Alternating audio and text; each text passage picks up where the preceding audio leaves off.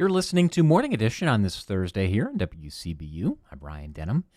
Drive through almost any mid-sized American city right now, and you'll see a new style dominating the landscape. These new optimized buildings with their flat-roofed blocks of brick, metal panels, and large angular glass windows are for nowhere in particular. And now the Peoria area is getting its share. WCBU's Molly Hughes wanted to know why, and whether it matters what buildings look like. For most of its history, Peoria was spared the kind of interchangeable architecture that fills many American cities. Settlers built in brick and timber. Whiskey money built the Victorian mansions on High Street and Moss. Instead of the typical American suburban sprawl, when Caterpillar was rising, its executives hired local architects to build up downtown in a hillside of mid-century modern homes. All over Peoria are unique homes, offices, churches, big and small. The buildings going up now are very different. They belong to a style spreading across every mid-sized city in the country, efficient, functional, and distinctly not part of any local landscape. In reporting on these projects, the conversation was about budget, square footage, and response time. What they would look like never really came up. Nikos Salangaros, a professor of mathematics at the University of Texas at San Antonio, says skipping that question comes at a cost.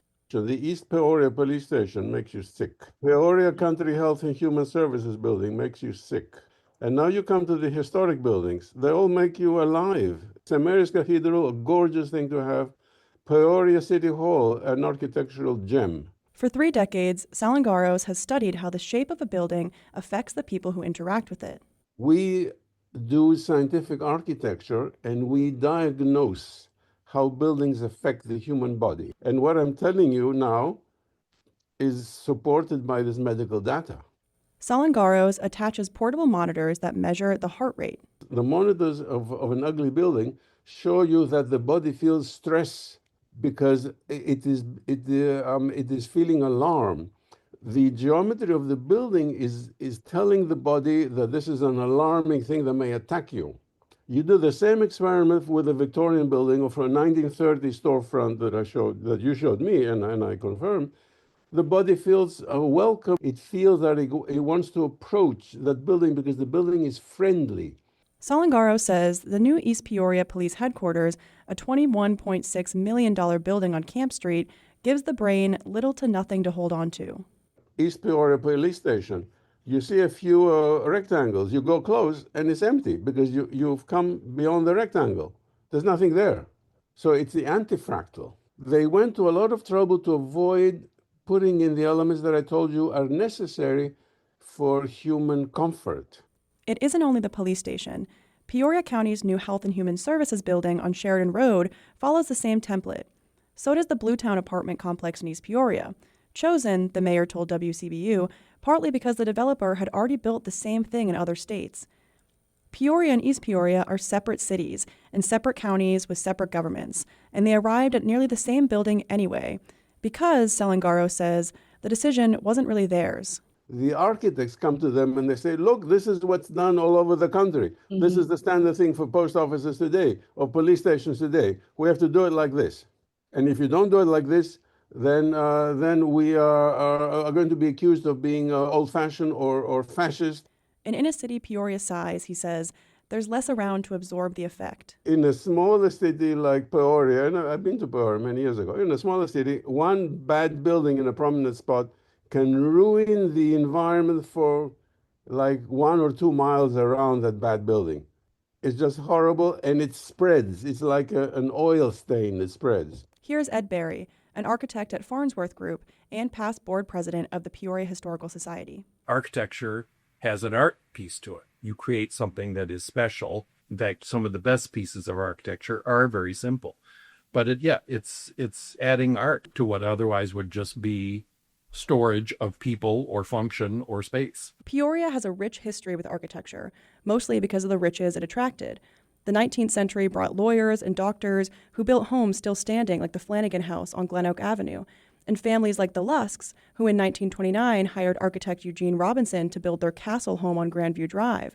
Caterpillar was formed in 1925, and for nearly a century, Peoria is where its world headquarters was located.